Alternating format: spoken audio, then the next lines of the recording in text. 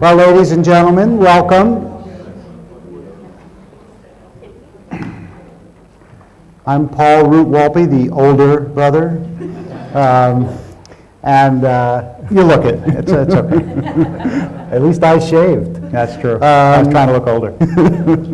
And I am the director of the Center for Ethics at Emory University. I'm a bioethicist, sociologist by training. And we are here to talk about the question of why it is that Jews have such a prominent voice in American politics, in American arts and theater, and in American intellectual life. And though some of the answers may be obvious, some of them are very interesting and complex. And then we'll also be interested in perhaps hearing some of your reactions and what you think about this as well. So we'll try to leave a little time for that at the end. Want to introduce yourself? Sure. I'm David Wolpe. I'm a rabbi from Los Angeles. We grew up, both of us were born in Harrisburg and grew up in Philadelphia. I wasn't born in Harrisburg. Well, no, that's true. You were born in, he was born in Charleston, but he was a year old when he went to Harrisburg. Year and a half. He used to beat me up. It's not directly relevant to the subject tonight, but I so rarely have an audience in which to. And then he became a professor of ethics. I love that. So anyway, should I start with Hollywood? We are getting a little bit of reverberation. You want to move apart a little bit? I think it's more individual. Put that down. Let us know if the mics bother you. We may either need to move further apart or lower the mic. So let us know if they're problematic. So first of all, there's the issue itself, and we could give lots of statistics to show the power of the voice of Jews in the American public dialogue. But I just want to give you an example from my discipline. So I'm a bioethicist. I study the ethics of medicine and biotechnology primarily. And of course, one would guess that in a field having to do with medicine, science, and ethics, one would find a lot of Jews. But in fact, it is not just the existence of Jews in that field, though it is got an enormous oversampling of Jewish voices. For example, the President's Commissions, as I mentioned earlier, in my earlier talk today, the President's Commissions for Bioethics were completely chaired by Jews and one Catholic, and it's always Jews and Catholics. I mentioned earlier that the Supreme Court of the United States now is 3 Jews and 6 Catholics. There's not a Protestant on the Supreme Court of the United States. And in my field, over and over again, you see the voice of Jews being valued. So, for example, when Congress had some hearings about cloning technology when it first came in, they brought in scientists, and then they had, as they often had, their kind of religious leaders session, where they invited religious spokesmen to come up and talk about what they thought about these new technologies.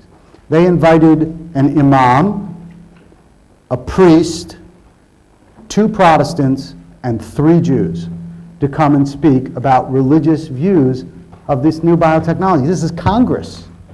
That makes no sense at all. Jews are 2% of the American population.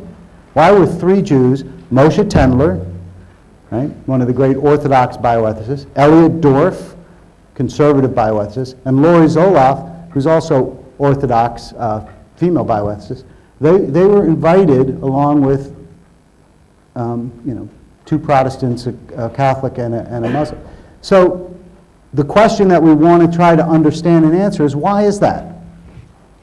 It doesn't seem to make sense, and yet we see it over and over and over again. And before we go into reasons why, you want to say something about Hollywood? So, I thought I would take, since Paul was talking about the overrepresentation of Jews in bioethics, I thought I would talk about their underrepresentation in Hollywood. It's actually, when people say, sometimes with an anti-Semitic tinge, that the Jews run Hollywood, they actually kind of underestimate the Jewish presence, but that doesn't mean that there's a Jewish influence in Hollywood. There's rather an influence of Jews, and the Jewish presence is much more subtle. Still getting a lot of reverberation, are you? I don't know what to do about that. Do you think that's our proximity? Yeah, let's Let's move away from each other. Let me put it this way. We shared a bedroom till I was 10. And then it worked. Yeah. Oh, there you go. So if you ask yourself, though, why it is that Jews have such a powerful representation in Hollywood, and there's been a lot of writing and a lot of thinking about this. And by the way, it's not only the glitzy jobs in Hollywood. If you go into the agencies and you see the agents, or if you meet the people who are not so much the technical people, this might surprise you. I remember years ago, Mel Brooks did an interview on Johnny Carson. They asked him what the hardest part of making movies was. He said, the holes. He said, on the film, you have to punch all these holes. But in the interactive jobs, in directing and writing, in agency, in a lot in acting, even people that we don't normally think of as Jewish, like Harrison Ford, people that aren't models of Judaism at all turn out to be Jewish. And when you ask yourself why that's so, I think that part of the reason, and then I want to mention one problem with it, part of the reason is that America is an immigrant society, and so the immigrant experience speaks powerfully to America, but most immigrants to America have been immigrants once. That is, there were the Irish, and then they came to America. There were the Italians, and then they came to America. But Jews have been immigrants through their whole history. So we have an immigrant experience that is actually a continuous immigrant experience, and therefore speak to immigrant artistic enterprises like the beginnings of Hollywood in a deeper and different way than other immigrant groups. But also it's an expression of Jewish anxieties, and with this I'll kick it back over to Paul, and that is one of the things that you realize about Hollywood is that the reigning myth of Hollywood, as enshrined by, in some ways, the most powerful force in Hollywood, which is Disney, and of course Disney wasn't Jewish, and was Quite the actually, contrary. right, exactly, didn't like Jews very much and would probably have turned over in his grave that the person who took over Disney was Jewish. But the reigning myth of Hollywood is the erasing of distinctions. Doesn't matter if you're beauty or you're a beast. If you're a mermaid or you're a man. The point is, if you love, love transcends all distinctions. It's a message that is actually antithetical to what Judaism tries to teach, and that is that distinctions not only matter but are good.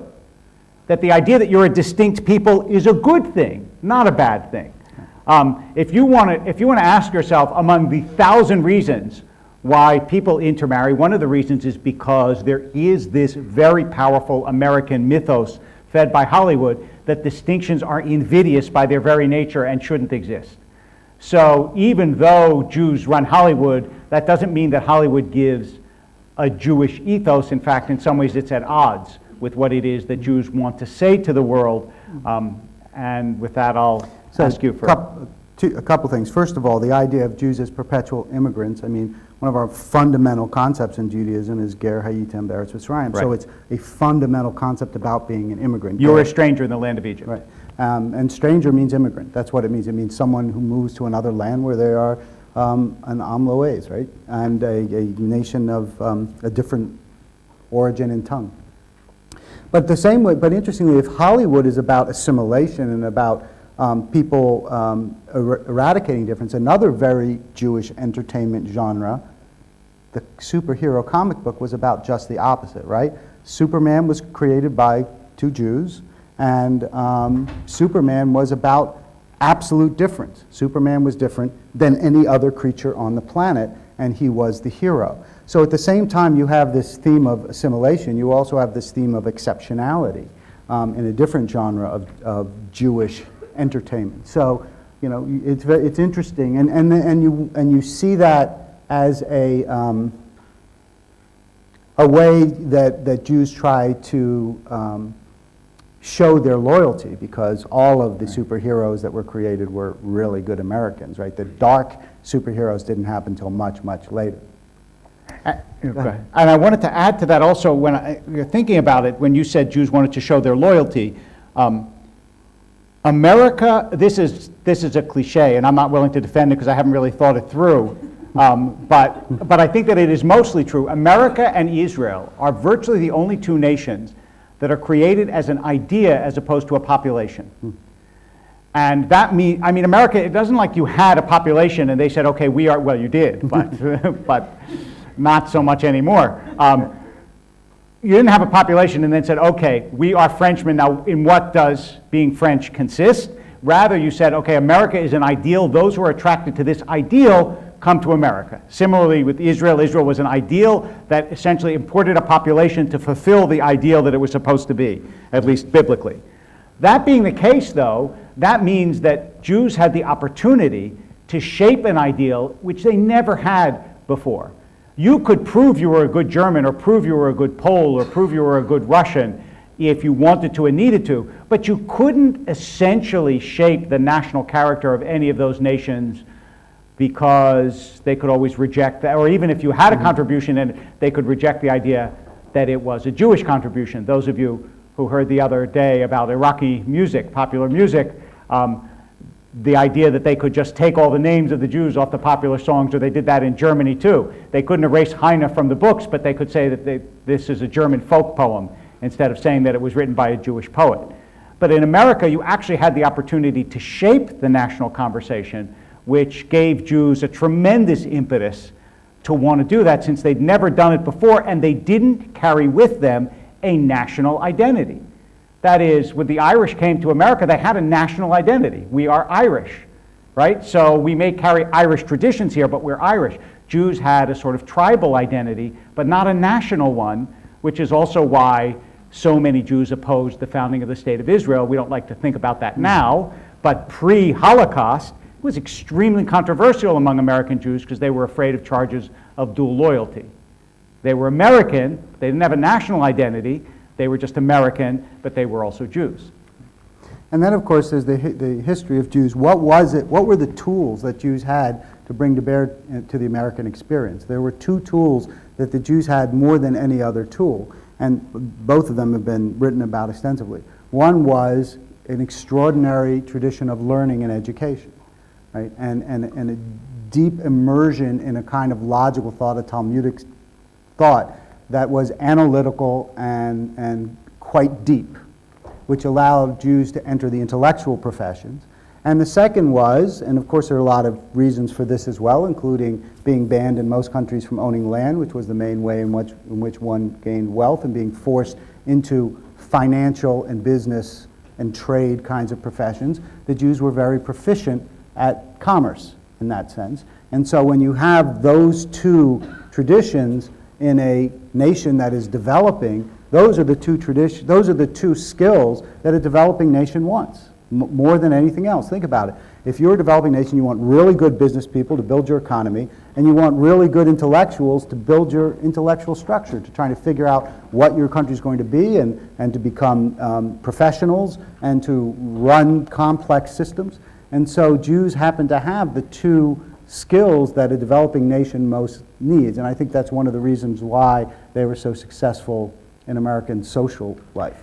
And you know, it's a tricky thing these days to talk about national cultures because you're not allowed to say the Scandinavians are, and then whatever you finish the sentence with, because those kinds of generalizations have been so often used to wound that you're only allowed to say it about yourself, right? I'm allowed to say Jews are argumentative, for example. No, they're not. Yeah, exactly. So cheap joke. But the truth is that both, as Paul said, the Jews had this intellectual tradition, but they also, not like every immigrant group, but certainly like Jews and some immigrant groups, they had a fanatical desire to prove, as a result of so often feeling like they weren't accepted, not just that we can be accepted, but that we can make this tremendous contribution to this society. And you can't underestimate how much drive forces people to the top, because you find that over and over and over again that actually there are pools of undiscovered talent everywhere. I was at a TED conference last year or 2 years ago, and they brought this guy who went through the slums of, I think it was Egypt. It was one of the Arab countries, and I'm almost certain it was Egypt, and he just basically picked kids up off the street and taught them how to play music.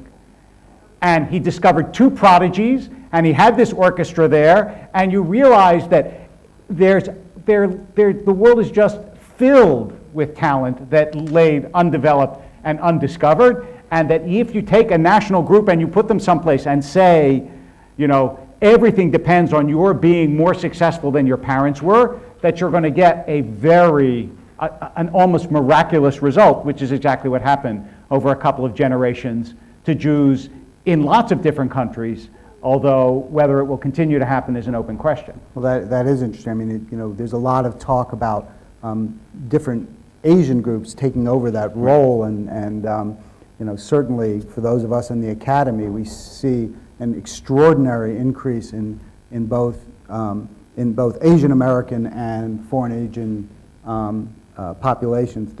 I teach at Emory University, and the two largest population of foreign students are China and South Korea at Emory, and it used to be Europeans. So you have this incredible shift happening right now. The same thing obviously is true at UCLA. I teach at UCLA, and even when I teach Jewish theology, I get Jews and Asians.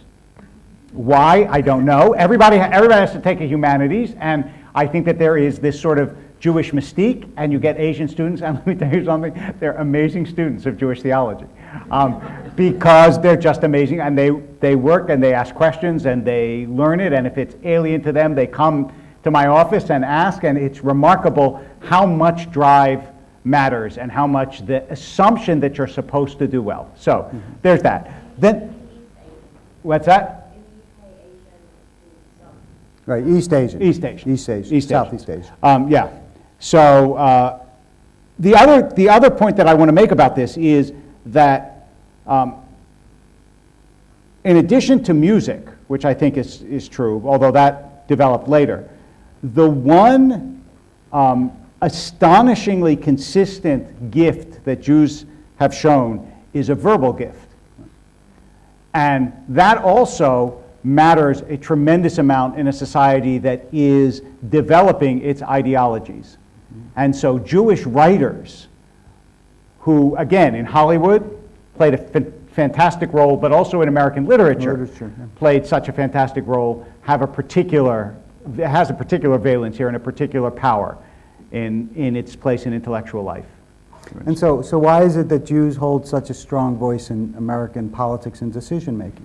I think there are two reasons, and one of the things that I believe is true in a kind of general cultural sense right now, and this is what I talked about in a different way in my JDOV talk, is that we are facing really difficult, intractable problems in a variety of different areas, geopolitically, but in my field, of course, with really innovative scientific discoveries and developments that we really don't know how to think about. We don't have a language for them. We don't have a good structure to think about them. We are gaining such enormous power technologically and biotechnologically that we have to make some very serious decisions. And I think the reason that you end up with 3 Jews on that cloning congressional committee, that you end up with Catholics and Jews on the Supreme Court and other places, is these are two traditions with thousands of year-old conversations.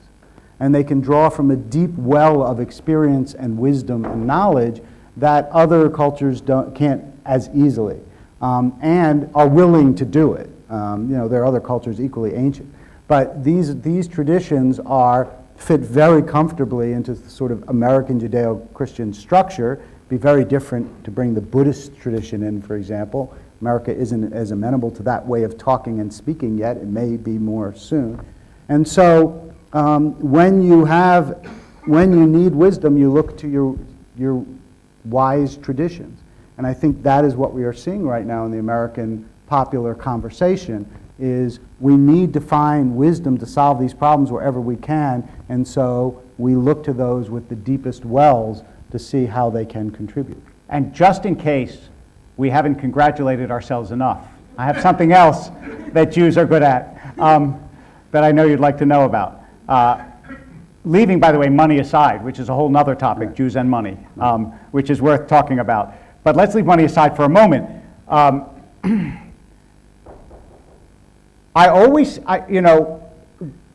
when I have a Jew and a non-Jew who come to my office to be married, I don't do intermarriage. When I explain to them differences, why I don't do it, and so on and so forth. But one of the things that I often hear the non-Jew say, she'll say, let's say it's a woman in this case, she'll say, I don't understand his parents. They don't keep kosher, they don't keep Shabbat, they don't go to synagogue on the holidays, they don't observe anything. It's, as far as I can tell, the entire observance of their Jewish tradition is in rejecting me. And while affirming that and telling her that she's right and that there is actually, if you don't care about the Jewish tradition in general, there is no excuse to say, I don't want to marry somebody who's not Jewish, I try to explain that there is a reason why that's so, why that happens, what the phenomenon is about. It's not only about his parents, it's actually a sort of vestige of a Jewish phenomenon that makes a difference, which is Christianity is a religion. If you believe in Jesus, you're Christian. If tomorrow you decide you don't, you're not Christian. If tomorrow I come before you and I say, as you all know, you know what, I don't believe this God stuff, I was wrong. I'm definitionally just as Jewish as I am today. And that's because Judaism is not a religion, it's rather a religion. I would use the word tribe, but that has negative connotation. It's a religious family. So you're born into it, just like you're born into a family. You can join a family, just like you can join Judaism. And the only way you really leave a family is if you decide you're going to join another family instead. And that's been true historically. Forget halakha for a minute. Historically for Judaism as well. If you join a different tradition, then Jews effectively write you out of Judaism.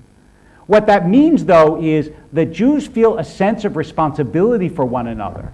That doesn't mean they're always nice, but they feel a sense of responsibility for one another that transcends anything that other... Look, there was persecution in the Soviet Union among Christians, too. There's persecution of Christianity in the Middle East now. There's no worldwide Christian voice screaming. If Jews were persecuted in the Middle East the way Christians are right now, believe me, every Jewish personality you could imagine would be taking out ads in the New York Times. And again, it's not because we always love each other. I went not so long ago to Saddleback Church. Rick Warren, who is a famous American pastor, his son had passed away, his son committed suicide, and his first service back, and a couple of us went to sort of show him solidarity. And you know what amazed me more than anything else about Saddleback Church was the parking. They were so nice. Honestly, nobody cut in front of anyone, nobody tried to maneuver, nobody parked in the place that you knew you weren't supposed to park, except it was closer than any other spot except me. Honestly, I was saying, oh, nobody went there, and then I saw nobody else was doing that, so I said, you know what, be nice. But it's, when you go into my parking lot, first of all, the SUVs, it's like Rommel, you know, but it's not that way. It's not that Jews are kind, but when they're in trouble, they have an instant visceral response, and I think that also helped in America. It also, that mutual connection made a difference. So the question still remains what it is really that characterized the American Jewish character, perhaps differently than Jewish immigration to other places. You know, coming back to Hollywood, if you think of the Marx Brothers, right? The Marx Brothers their success has been analyzed as showing the three stages of immigration, right? You had Harpo, the brand new immigrant, doesn't even speak the language, is in wide-eyed wonder of everything that he sees, goes around trying to figure things out. You have Chico, the new immigrant, still speaks with an accent, is still trying to wheel his way around to manipulate, to figure out how the system works. And then you have Groucho, the assimilated, sophisticated one, who manipulates the others, who's clever, who's smart, and who knows how the system works and knows how to take advantage of it. And right there you had the Jewish immigrant experience laid out in the three brothers in the way in which they tried to portray what it was to be Jewish in America. And I think, you know, and if you look at a lot of it, I mean, I just went, I don't know if he's in the room, but I went and saw the session yesterday or the day before on the jazz singer. And that was another wonderful example, that movie, which tried to show another part of that the Jewish experience, where you had the traditional founding family, right, the Orthodox parents, and then the new entrepreneurial son who semi-rejects the tradition, not in an aggressive way, but in a passive way, because he wants to go out and conquer the world. And he goes out and conquers the world, but there's this amazing tension between him and his parents. And that meme is over, that's "My name is Asher Lev," right? I mean, that meme appears over and over and over again because it describes this Jewish experience. It wasn't a case where there was sort of a steady, progressive move from the immigrant experience into America. It was very disjunctive in some way, and in that disjunction, the next generation, their mission was to go out and conquer. Their mission was to make it in America. Their tradition, it was like a chained dog set free. For the first time in Jewish history, it seemed, there were no barriers anymore. And Jews just reveled in the possibilities of America in a way that maybe other immigrants, I mean, if you came from a country where you were the majority of the population, you didn't have that sense of restriction that Jews had everywhere they had been. And now, for the first time, that restriction was let free, and Jews could do almost anything they wanted to do. And there was that sense of possibility. And I just want to also say a word in favor of the Puritans. We're all for the Puritans. We're all for the Puritans. The fact that America was founded by fundamentalist Protestants, basically. I mean, there's a lot of room for variation there, but you know, when he talked about 6 Catholics on the Supreme Court and 2 Jews, three Jews, that's a strange thing in American history since it's a Protestant country. And it's not at all like the composition of my synagogue board, for example. But well, there have been 8 Jews on the U.S. Supreme Court in its history, and 3 of them sit now. That's pretty amazing. And the thing about the evangelical Protestants is, like the Catholic Church, but in a different way, they have a deep mystique about Jews. A deep mystique. Sometimes it's positive, sometimes it's negative. But when you hear, for example, the evangelical support for Israel is not unrelated, obviously, to right-wing political views, but it's also not unrelated to deep religious views. I have, of the 45,000 people that are on my Facebook page, I'm guessing at least close to half of them are Christians. Now, why are they on a rabbi's Facebook page? Because, you know, the Jews have this deep spiritual wisdom that Christians recognize, even if they have some resentment or some anti-Semitic tinge or vestige, they still think of Jews as somehow, you know, look, Jesus was Jewish. And that realization gives Jews a public voice. Well, I mean, why do you have Protestant, Catholic, and Jew on all these panels? Because Jews represent something deep in Christianity too that they can't divest themselves of. And so if America were a Hindu country, I think you get a very different sort of distribution of Jewish public voices in America from the way that you have now, and that certainly plays a big part in the credibility that Judaism is given. Yeah. Can I just make 2 points? One Sure. about the portrayal of Jews in film. I quite old, so I remember films in the 1940s and 50s.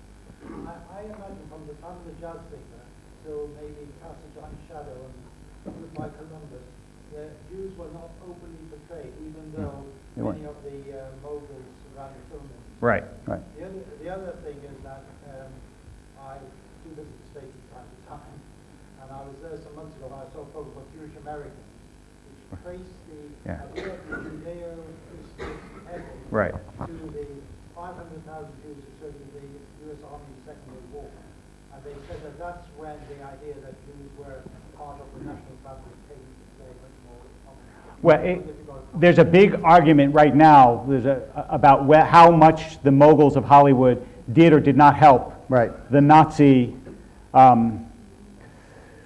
investment in Hollywood and Nazi propaganda and so on. There's an argument about it. I don't want to. But before I get to that, the other thing that I wanted to say is World War II, both for integration, was the most significant event in American history because blacks and whites fought together, and that really hadn't happened before then. And I think also, yes, for a Jewish sense of real national, there's nothing that makes you feel like part of a nation as opposed to in the way that being part of its army does. Still, having said that, I think were it not for the fact that all those moguls were Jewish, the national conversation still would have lagged a lot before post-World War II. I'm saying they were all in place. And post-World War II, when it was possible then to speak about Jews, the people were in place to do it. Otherwise, they wouldn't have been. But it's not just speaking explicitly about Jews in Hollywood that was the Jewish influence on Hollywood. The kinds of stories that Hollywood told were Jewish stories. They were stories about immigration. They were stories about the stranger. They were stories about the rejected person who is unfairly persecuted. So that it didn't have to actually be portrayal of Jews. And you're right, after the Jazz Singer, shortly thereafter, there was a long hiatus where Jews were not explicitly shown in Hollywood, as were most minorities not shown, and those minorities that were shown in extraordinarily stereotyped ways. So that was a phase. But one of the things I wanted to respond to something you said a little earlier, and that is if you Google something like voices in America or Jewish influence in America, you know what you're going to get. Right. The first 10 hits you're going to get are anti-Semitic rants against Jews controlling America. And so, this isn't just a story about how great we are. This is also a story about how this striving for some kind of eminence in America has led to backlashes, and some of them, some of those sites are some of them are more reasonably anti-Semitic, and some of them are blatantly anti-Semitic. Some of them try to hide the anti-Semitism in a reasoned argument against Jewish influence, and the others just don't even bother with the pretense. Before I get to 1 second, 1, 2, hold on, before I get to 1, 2, it has been said, though, that there are really only two kinds of stories, and think of whatever story you like, it fits into one of these two patterns. It's either a stranger comes to town or a person goes on a journey. Calvin Trillin said that. So, go ahead. If love is made of affection and respect, then I think the Jews certainly have earned the respect of America with the striving, the success that they've accomplished. They've earned the respect and the admiration. As far as the affection, because I think, despite all the signs of anti-Semitism that I think will never go away, there still has been, one can say, a certain love affair between the Jews and America, especially culturally. Would you say that the thing most responsible for that affection came from the comedians? Well, I was going to say humor before, and I forgot to say it. Because there's something so affectionate and emotional with making people laugh, and the Jews have made America laugh for so long, and all those names, they don't have to wear yarmulkes because they're Jewish names. And it was clear that Sid Caesar and Jack Benny and all these great comedians were Jewish. Right. And of course, part of that, again, was the portrayal of the immigrant experience, because the early Jewish comics were very much sort of ethnic that way and were representing in the Goldbergs. I mean, they were representing this new experience that so many other non-Jews had. And then slowly over time, that kind of morphed into the general comedic atmosphere here in the United States, where, and so I think you're absolutely right. I think, and Jewish humor was part of Hollywood as well, right? So I think that's true. So, a priest, a minister, and a rabbi walk into a bar. The bartender says, "What is this, a joke?" Yeah. Yeah, we heard. 2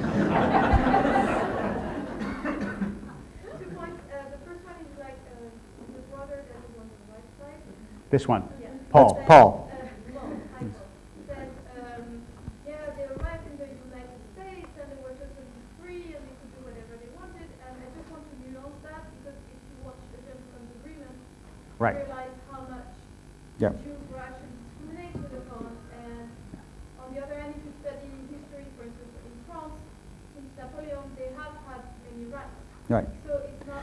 But it wasn't rights. 1 sec, before you get to your second point. In America, it was never a question of rights. Right. Ever. Jews always had the same rights as everyone else. There was social discrimination and social distinction. But that's one of the things that made America different. It was different from every European country. There was a fight for their rights, and sometimes they couldn't hold office. They could, lots of things. But in America, that never happened, although there were, you're right, lots of social discrimination. Go ahead. And the second point was, I'm very much interested in what would you describe as being the Jewish influence, really? Is it true that Jews have finance? Is it true that they have the media? Is it true that they have all these, phantasms? Is this just between us? Because I don't want anyone else to. Look, the answer, it's a, Right. it's a complicated question, right? If you look at the list of the U.S.'s wealthiest people, if you look at the top 50, 100, it is remarkably oversampled with Jews. Remarkably oversampled. Can I tell you one quick anecdote, and then we'll go. I've had cancer, and I've had brain surgery, and I've had all sorts of medical things. And let me tell you something. If you're going to get sick, be a rabbi. Because the entire medical establishment, honestly, of every major city in America, Miami, Chicago, New York, it's stunning, Los Angeles, it's like they all descend on you. This is part of the the mutual care that I'm talking about. But doctors now, actually it's shifting a little bit to Asians, but when you talk about the dominance in a field, it's quite remarkable how in arts, in culture, in medicine, it's not that there is a Jewish influence, but the influence of Jews, I mean, they do surgery the way other people do surgery, is stunning. It's Yeah. really stunning. Yeah. And Go ahead. Yeah. So I just want to finish. So there is a truth to the fact that Jews are oversampled, not in every field, not in every field of business, not in every field, No. but if you look at influential positions in politics, in the arts, in business, Jews are absolutely oversampled when you consider that we're 2% of the population.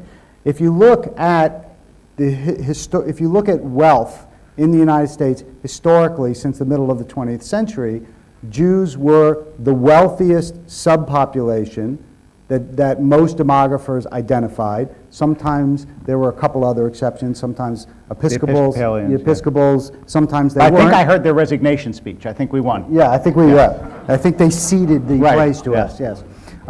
And so, yes, I mean, it can be exaggerated, and it often is by, people who don't like us very much. But the factual nature of it is pretty indisputable when you consider just the percentage we are of the population versus our place in these very influential. Not so much in football, by the Yeah. way. Yeah. We own the sports teams, we don't. Well, play we them. don't, yeah. I was wondering if you could speak to the distinctly Jewish religious experience and the role of Jewish religious community. So, well, part of the religious experience, I don't want to say the problem, part of the peculiarity of the Jewish religious experience is the more intense it is, the more insular it tends to be. So if you ask me, has Borough Park and Williamsburg, which are ultra-Orthodox neighborhood, had a particular influence in American life? They have in New York politics, because you can't get elected if you don't go see whichever Rebbe happens to hold sway at the moment, or will again when he's resurrected. But just, I'm told. But apart from that, do people in Williamsburg have a cultural influence generally? No more so than the Amish. I mean, so now in terms of general religion, there have been some very powerful public religious Jewish spokespeople, although not that many. I think probably the single most important figure in this is Elie Wiesel, who is identified as a Jewish religious in the broadest sense figure. But if you ask how many rabbis have played a major role in American cultural life, there haven't been that many. Stephen S. Wise maybe did. Isaac Mayer Wise before him. In Los Angeles, there have been a couple like Magnin, but his influence was because he had a lot of movie moguls in his congregation. It tends to more be Jewish organizations than Jewish think that's true. individuals. Yeah. Will we see a Jewish president?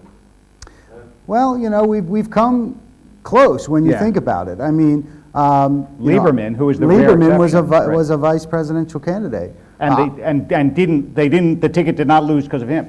I had always predicted that we would see a black president and a female president before a Jewish president. So we've got Obama, we've got Hillary next time, and then it's a Jew. Right. It's working out. It's rolling out just like I thought it. Yeah. Rabbi David.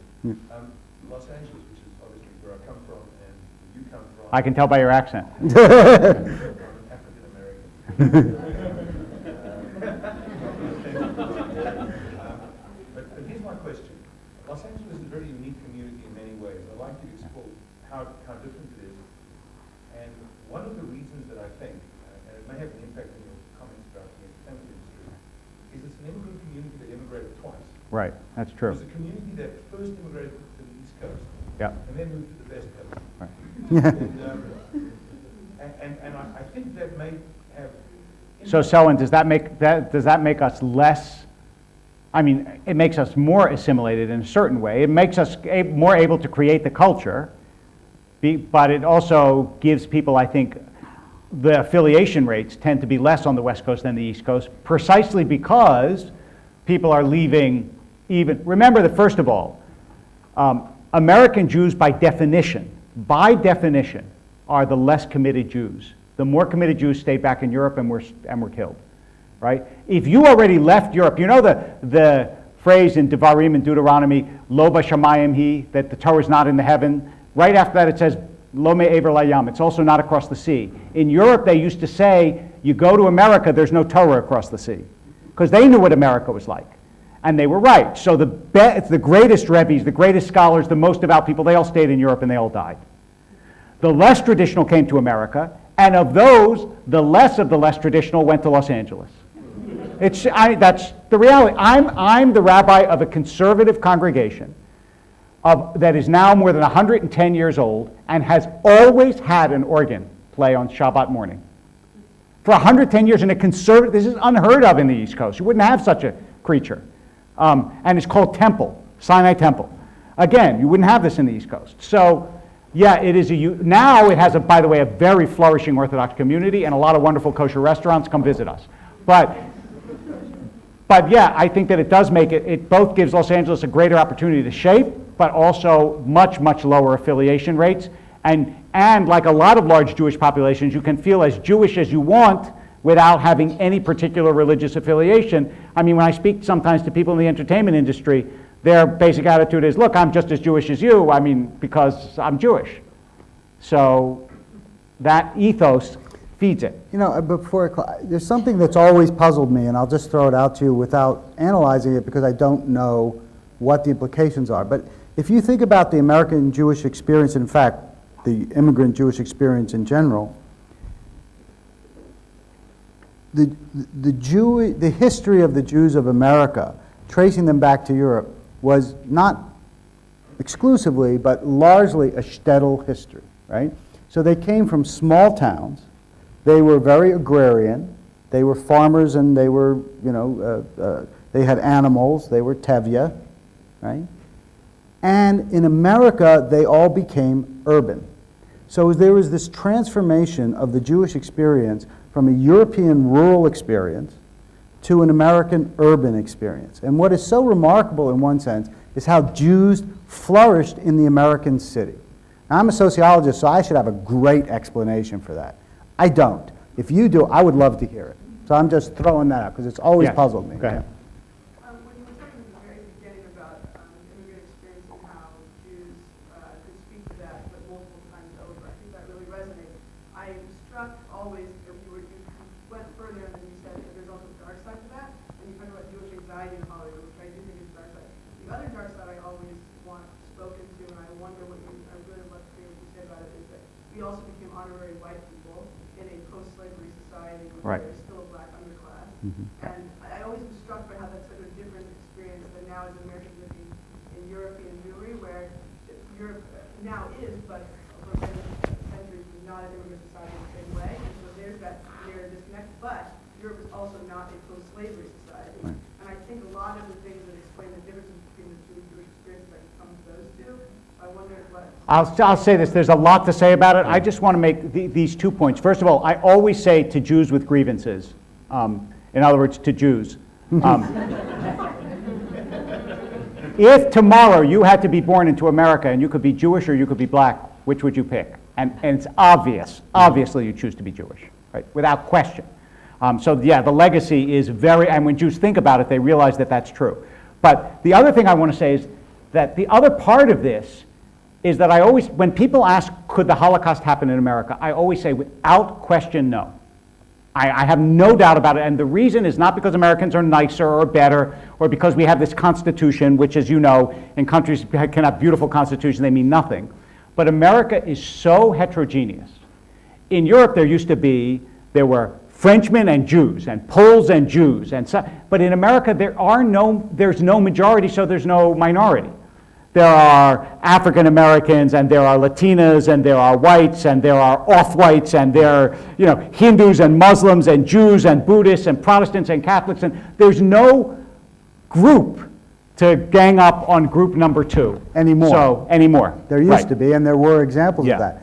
But the other thing, Jews are, when I was trained as a sociologist, we spent a lot of time trying to define populations. That's one of the things sociologists do.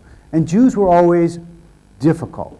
They're difficult for demographers. Jews were always difficult. That's true. true. Yeah. They're difficult for demographers. They're difficult because we don't know where to put them. I mean, just the very conversations we have about ourselves, are we a religion, are we a people, that's a conversation that those who try to group groups so that they can understand them and count them also have. So part of, I think, the struggle that we had was, are we a minority or not, right? In our own eyes, we're a minority. In the eyes of a lot of African Americans, we're part of the majority, right? And so, and our success further defines us as part of the majority. So we straddle these two worlds, right? We worry about anti-Semitism in the United States, which defines us as a minority. At the same time that we have a conversation like this, why are we so, why do we have the kind of eminence and influence that we have, which is the opposite of what a minority has, right? Because a minority isn't about statistics, it's about social influence. That's what defines a minority. And so it's a very strange kind of creature that we are. Yeah, I promise the guy in blue. Yeah. And then I'll... See, we both teach, so we both think that we're the ones who are supposed to call on people. Sorry. Ariel, make sure to take a picture.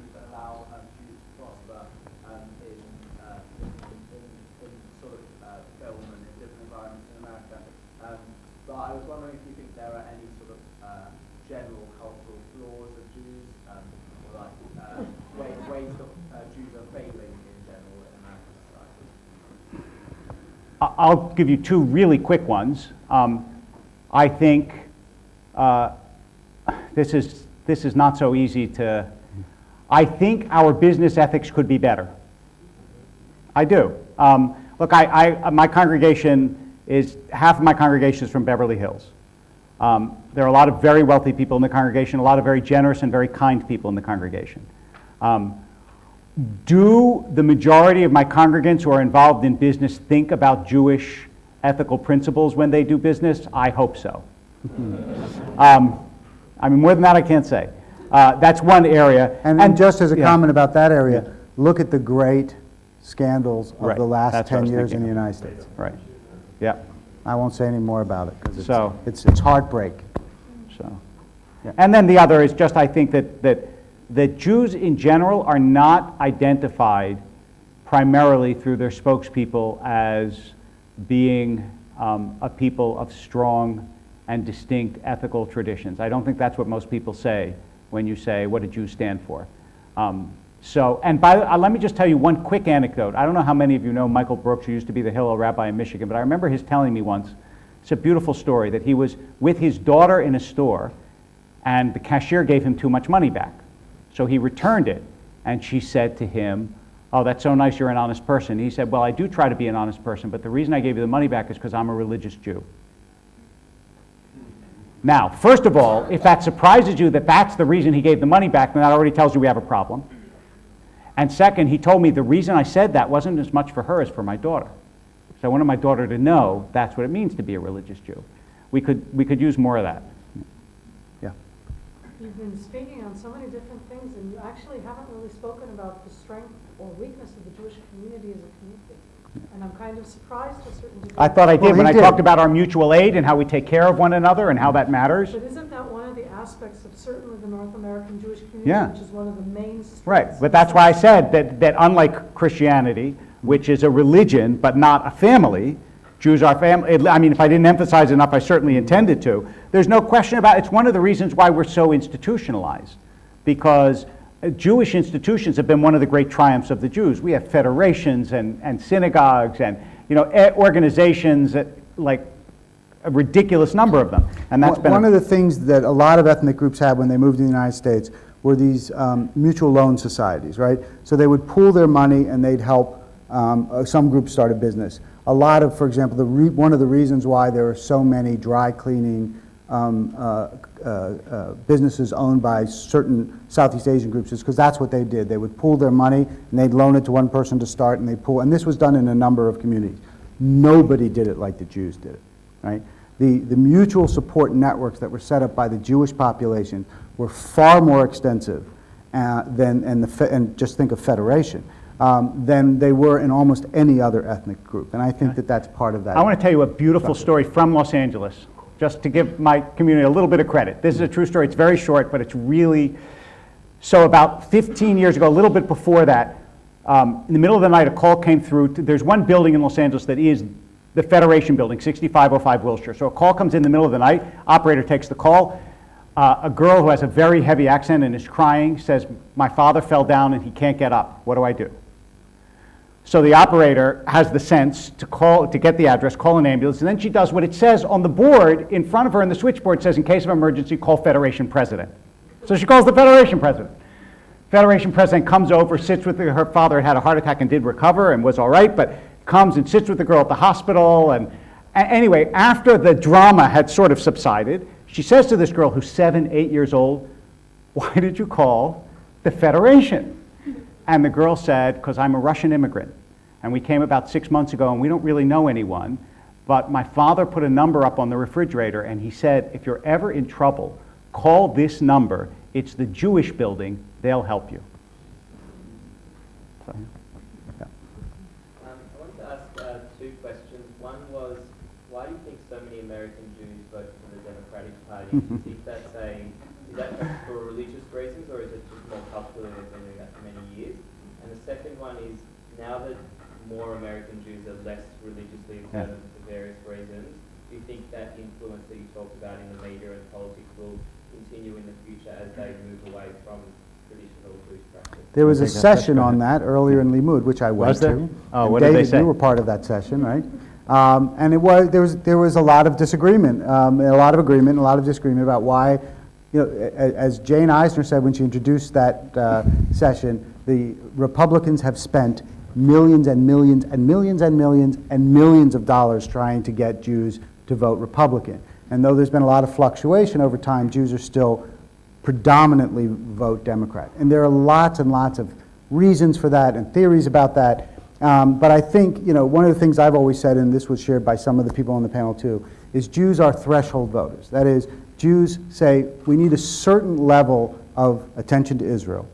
We need a certain level of, belief that the candidate has this set of values. And once we think they reach that threshold, then we vote on many other kinds of issues. We're not one-issue voters. We're not just Israel voters.